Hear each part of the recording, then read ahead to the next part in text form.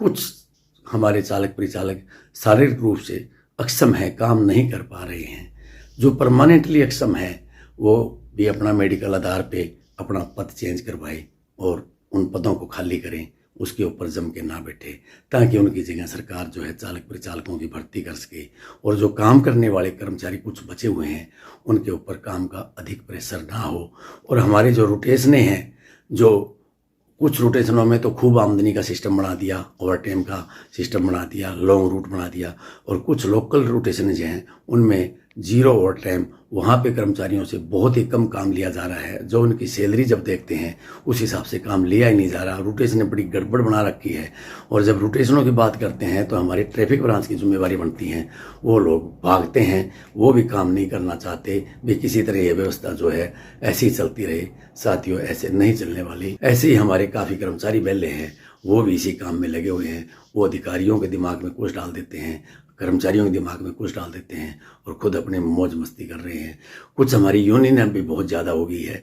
यूनियनों के नाम पे भी लोग जो है इधर उधर अपने काम चोरी के तरीके निकाल रहे हैं। मैं कर्मचारियों की रिपोर्ट करता हूँ तो कर्मचारी वर्ग निराश होता है। मैं अधिकारियों की रिपोर्ट करता हूँ तो अधिकारी वर्ग नाराज़ होता है। तो अधिकारी गण ने मेरे को हटा दिया, क्योंकि मैं कुछ कर्मचारियों की भी रिपोर्ट की है और मैंने हमारे एक अधिकारी की भी रिपोर्ट की है। वो अधिकारी जी हैं, वो कर्मचारियों पे मेरे पे दबाव बना रहा था। मैं मदन लाल खोत, हरियाणा रोडवेज संघ मोर्चा सदस्य, सर्वकुशल जिला प्रधान सिरसा। ये जो साथियों ने आज आप हमारी ये वीडियो देख के जो क्वेश्चन पुट कर रहे हो, इसमें हमारे कुछ कर्मचारी साथियों ने भी मेरे पास आके ये बात कही कि जो कर्मचारी अनाप शनाप कर्मचारियों पे भी एलिगेशन लगाया जा रहा है, अधिकारियों के पे लगाया जा रहा है। यदि उसके पास कोई ऐसा प्रूफ है करप्शन का, तो हमारा संगठन हमेशा से ही करप्शन के खिलाफ रहा है। हम कार्रवाई करते हैं। पीछे भी आप लोगों ने देखा है कि हम किसी पार्टी की या किसी व्यक्ति विशेष की बात ना करके हम उनकी नीतियों का विरोध करते हैं। लेकिन साथी ने कहा भाई कुछ कर्मचारी चोर हैं, तो इससे ठोस पहुंचती है। कर्मचारी को चोर कहे, सरकार तो कहती है कि काम चोर है, लेकिन एक साथी जब ये बात कहता है तो साथियों के दिलों पे बहुत गुजरती है। हम ये कहना चाहते हैं आपके माध्यम से, साथी को हमने कल फोन किया था कि साथी ये माजर है, सीआईडी की फोन भी आ रहे हैं, साथी पत्रकारों के फोन आ रहे हैं, भी मैं उसमें क्या बीजू, कोई तथ्य हो तो आप बताओ। आधार इन आरोप लगाना किसी पे भी नहीं होना चाहिए। अब साथी ने कहा भी टाइम मिस हो गया, हम जनता को सेवा देना चाहते हैं। हम आपके माध्यम से बता दें तो हम सरपंचों के माध्यम से रेजोल्यूशन भेजा है कि हरियाणा में कुछ 2700 बसें हैं जो फील्ड में चल रही है रोड पे, जबकि 14,000 बसें होनी चाहिए, ताकि हर यात्री को, हर गांव को उसकी सुविधा मिले।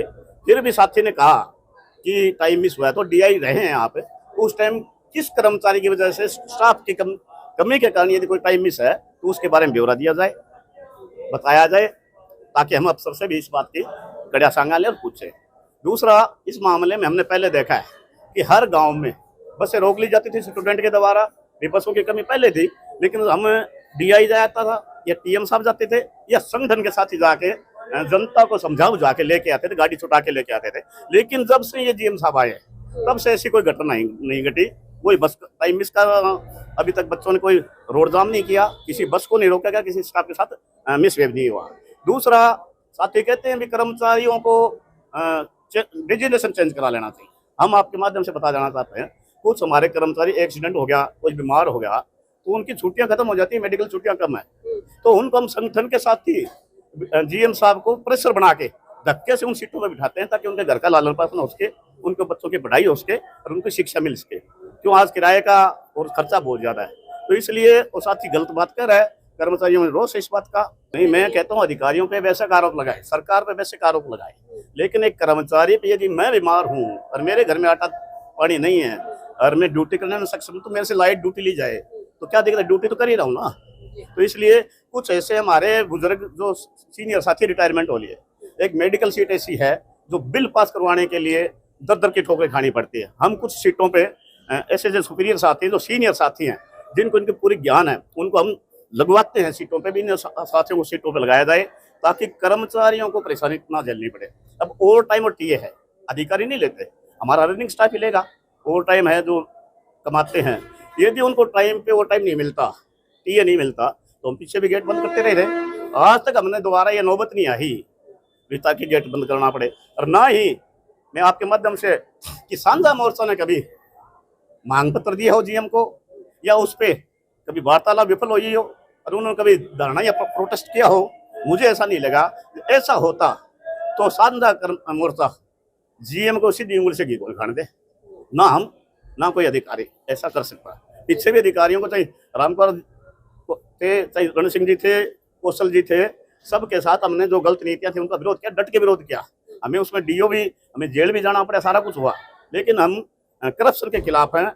इसलिए हम बताना चाहते हैं भी ताकि जब से ये साथी आए हैं, तनख्वाह पहले 7 तारीख को तनख्वाह के लिए गेट बंद करने पड़ते थे, 1 तारीख को तनख्वाह मिल जाती है।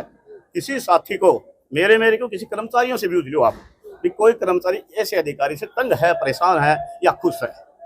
आज अधिकारी चाहे टीएम हो, चाहे जीएम हो, चाहे सुप्रिटेंडेंट हो, चाहे आरएसओ एओ हो, तमाम अधिकारी कर्मचारियों के साथ कंधे से कंधा मिला के एक परिवार की तरह कार्य कर रहे हैं। इसलिए कोई किसी भावनाओं में के या द्वेष भावना से नहीं लगाना चाहिए आरोप।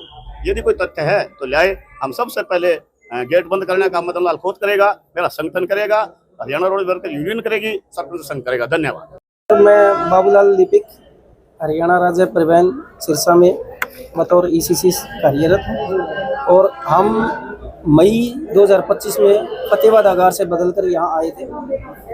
जब से हम यहाँ आए हैं उसी अंतराल हमारे साथ महाप्रबंधक महोदय यहाँ कार्यरत हुए हैं। जब से महाप्रबंधक महोदय यहाँ आए हैं हमने उनकी कार्यशैली देखी है। हमने कभी भी ऐसा नहीं लगा कि महाप्रबंधक महोदय कहीं कोई गलत व्यवहार है उनका कर्मचारियों के प्रति। बिल्कुल पॉजिटिव व्यवहार रहा है। पहले कोर्ट केस, अब जीएम महोदय कभी भी अपीयर नहीं होते थे, लेकिन कोर्ट केसों में जा के जीएम महोदय खुद अपीयर होकर केसों को निपटारा किया है। हम जब आए, जब हमें पता लगा तनख्वाह 8-10 तारीख को आती है, महाप्रबंधक महोदय ने कहा कि तनख्वाह हर कर्मचारी को 1 तारीख को मिल जानी चाहिए और वही हो रहा है। आज सभी कर्मचारियों को 1 तारीख को तनख्वाह मिल जाती है।